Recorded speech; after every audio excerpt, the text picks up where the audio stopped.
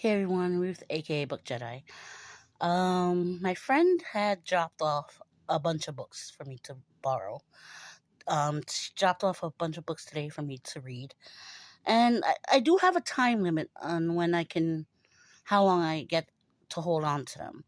Only because she's moving in 6 months from New York, so I do have a time frame, but that's fine. It's not a short time frame. It's a generous time frame, I should say. Now, I just realized it looks like I have a filter on this eye.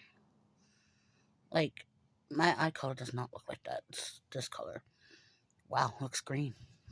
Okay then. Anyway, sorry, focus issues.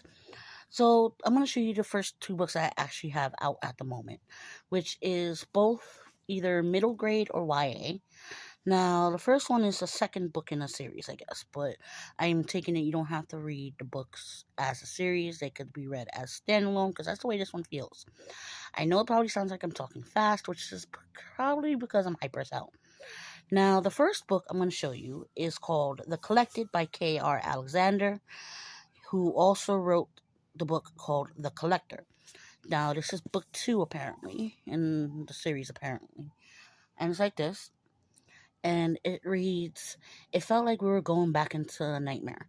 Anna has never been like other kids. Things that should never come alive seem to come alive in her presence, like dolls. And other times, it feels like she is able to bring things to life that would be better left dead. When Anna and her family must return to her grandmother's spooky house, Anna's sister Josie is terrified. Josie never talks about what happened to her there. So Anna has grown up not knowing about the evil that waits for her in the woods. The closer the evil gets, the stronger Anna's frightening power grows. Can she control it, or will it control her? Now, I'm already up to chapter 3 in the book. The chapters are very short, and kind of to the point, and they continue on flawlessly. You know, The Collected. Now, it's a scholastic book, and I'm going to show you another scholastic book, so by the same author, called Vacancy, where it says, "When Jasmine moves to Gold River after her mother's death, she finds herself powerfully drawn to the Carlisle's, but an abandoned hotel on the edge of town. It appears in her nightmares and calls to her during the day. It's a local tradition in Gold River for kids to try to stay a night in the Carlisle without being scared away.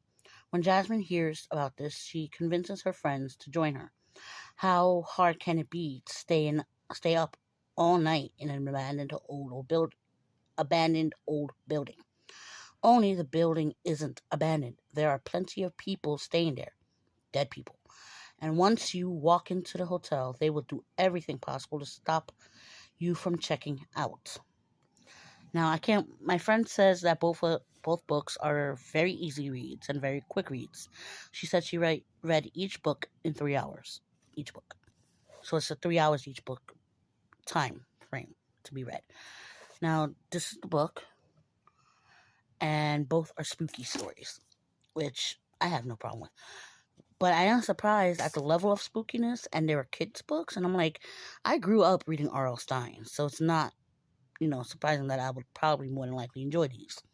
Now, the other books she's lent me for the next few months is The Troop by Nick Cutter, which you've probably seen on Gabby's Reads, because I think this is one of her favorite books, and it's The Troop.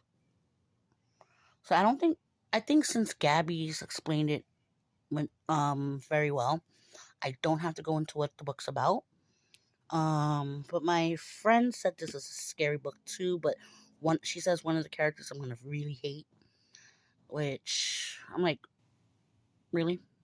Really? Okay. So that's one of the books, another book she lent me. The other book I'm gonna show you is by the same author, Nick Cutter, and it's called The Deep, which I'm assuming is water related. I don't know what this one's about, but she says it's good.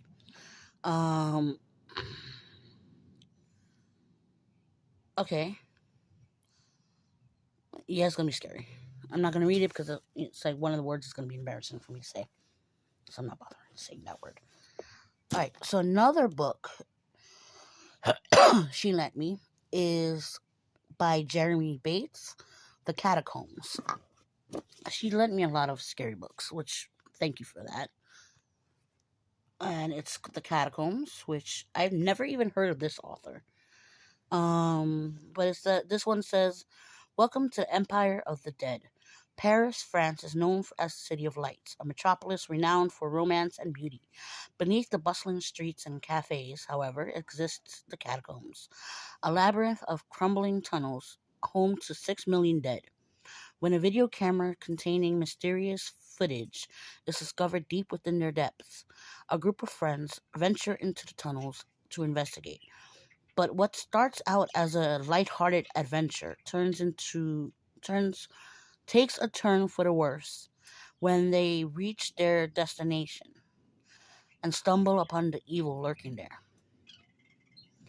Yeah, I'm gonna be in a treat with this one. It's called The Catacombs. The next book I'm gonna show you by the same author, um, Jeremy Bates, is The Sleep Experiment, which technically, if you look at it, there was a Russian, I think it was a Russian experiment where they experimented with sleep deprivation or something like that. So I'm kind of interested in that one.